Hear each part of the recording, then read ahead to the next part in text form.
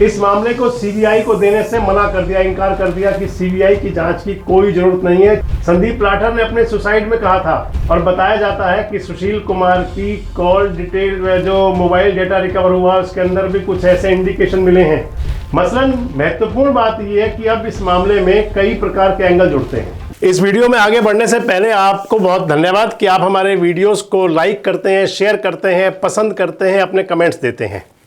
इसके साथ ही आपसे हमने पहले भी कई बार एक रिक्वेस्ट की है जिस पर आपका हमें साथ भी मिलता है। साइट में दिए हुए QR कोड को आप स्कैन करके हमें आप आर्थिक सहयोग भी कर सकते हैं, क्योंकि किसी भी संस्था को चलाने के लिए आर्थिक सहयोग बहुत ज़रूरी है और ये हमें आप लगातार करते हैं, इसके लिए धन्यवाद।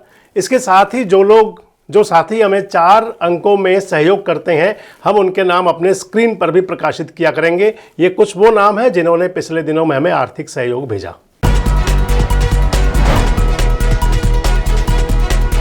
दोस्तों नमस्कार, मैं संजय मग्गू और मौजूद है देश रोजाना के डिजिटल मीडिया मंच पर। हरियाणा का एक बहुत चर्चित मामला है। पिछले काफी समय से, 1 महीने से जब से मामला हुआ, न केवल हरियाणा देश बल्कि दुनिया भर की मीडिया की सुर्खियां बना। मामला था ही ऐसा कि जिस पर नजर जरूर जाती थी कि आखिर ऐसा हुआ क्यों। दरअसल हरियाणा के IPS अधिकारी वाई पूरन कुमार ने सुसाइड कर लिया था। 7 अक्टूबर 2025 को वाई पूरन कुमार ने संदेहास्पद हालात में सुसाइड कर लिया था और बाद में उनका एक सुसाइड नोट सामने आया था। उस सुसाइड नोट के आधार पर हरियाणा के 15 IAS IPS अधिकारियों के खिलाफ, जिनके अंदर की वर्तमान के IAS IPS भी हैं और रिटायर्ड IAS IPS भी हैं, उनके खिलाफ FIR दर्ज हुई थी। संभवतः ऐसा पहला ही मामला होगा पूरे देश के अंदर भी कि जिसके अंदर राज्य के चीफ सेक्रेटरी, राज्य के DGP ऐसे अधिकारियों के खिलाफ FIR दर्ज हुई। FIR दर्ज होने के बाद में ये मामला, क्योंकि FIR दर्ज चंडीगढ़ में हुई थी, ये मामला बहुत गर्म रहा था। 7 अक्टूबर को वाई पूरन कुमार का सुसाइड हुआ था। उनकी धर्मपत्नी उस समय जापान में थी, P अमनीत कुमार। 9 अक्टूबर को सुबह वो वापसी आई थी।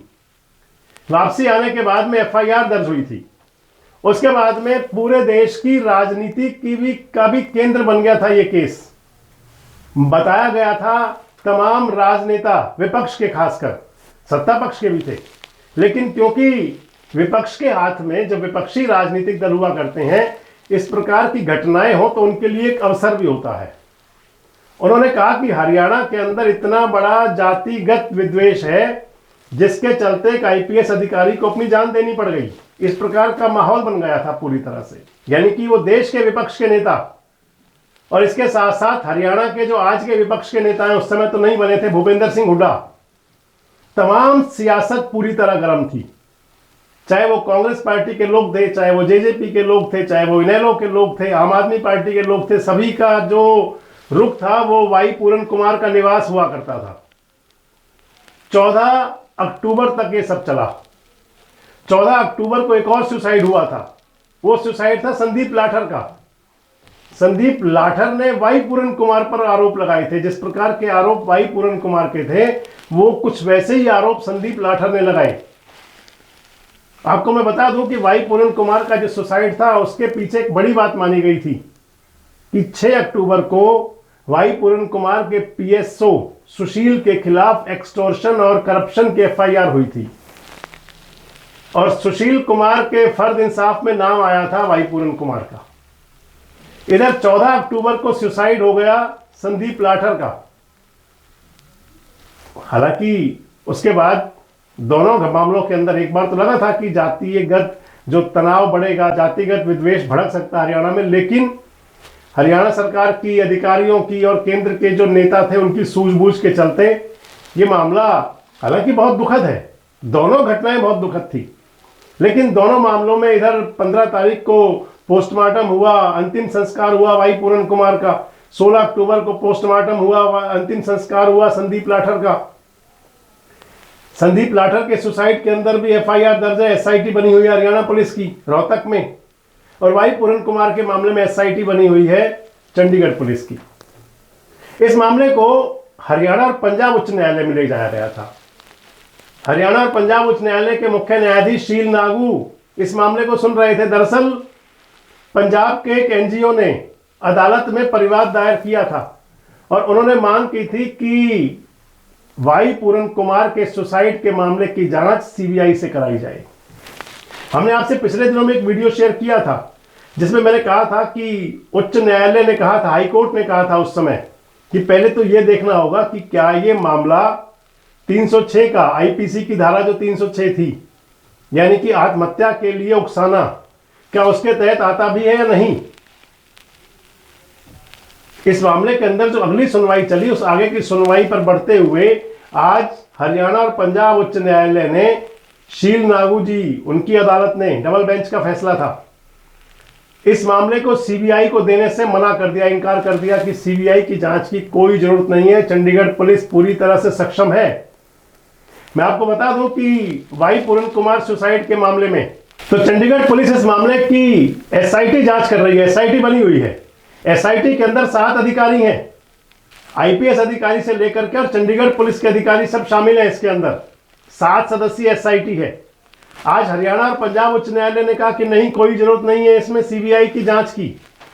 उस परिवाद को जो पिटीशन दायर की थी एनजीओ ने, उसको आज हाई कोर्ट ने खारिज कर दिया। वैसे मैं आपको बता दूं कि चंडीगढ़ पुलिस की एसआईटी लगातार इस मामले की जांच कर रही है।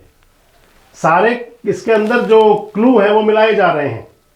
जो एफआईआर दर्ज हुई थी रोहतक के अंदर एक्सटॉर्शन और करप्शन की, मैं आपको एक बात और जोड़ दूं इसके अंदर। हमने पिछले दिन एक वीडियो शेयर किया था कि सुशील कुमार का जो मोबाइल था, मोबाइल सुशील कुमार का जो पुलिस ने अपनी कस्टडी में लिया और मोबाइल का डेटा रिकवर किया गया, जो उस मोबाइल के डेटा में बहुत कुछ मिला है। उस मोबाइल के डेटा से ऐसी सामग्री बरामद हुई है कि जिसके अंदर जो एक संदीप लाठर का सुसाइड था और संदीप लाठर ने अपने सुसाइड में जो बातें कही थी, मेरे पुलिस के सोर्स बता रहे हैं कि सुशील के मोबाइल डेटा रिकवर होने के बाद उसमें जो सामग्री मिली है वो बहुत इशारे करती है।